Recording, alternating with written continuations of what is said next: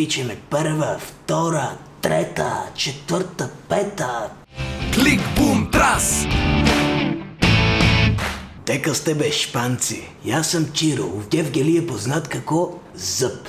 Мене тук в Гевгелия сите ме знаят, сите до еден. Те сега да спаднеме на улицата, ки видиш децата како се залетат и ки викат чекира, ай направи ми го мопедчето 4 цикъл. Защо ме викат Зъб? Аз съм автомеханичер, заедно с Батеперо правиме колички. И вземаме едно джипче и го направяваме кабриолетче. И викам, ай Батеперо, дойдеме да го изтестираме във джипчето. Вика, дек кьоламе на смърдлива, викам, на планината. Се залетаваме нагоре, пичеме първа, втора, трета, четвърта, пета, 50, 60, 70, 100. Ка се залетувам така, гледам пред мене излегува един щъркъл. Я пичу, мон се доближува, я возу, мон се доближува, возум се доближува. Викам, Батеперо, бе, нели трябва да е на юг? Батеперо ми вика, Чиро бе, Гевгелия е на юг. Ка го речеме, тоя каса забодил в тоя шофер шайбната зъб, те па тата ми ги направи. Секът кое е разкажувам ваа приказна.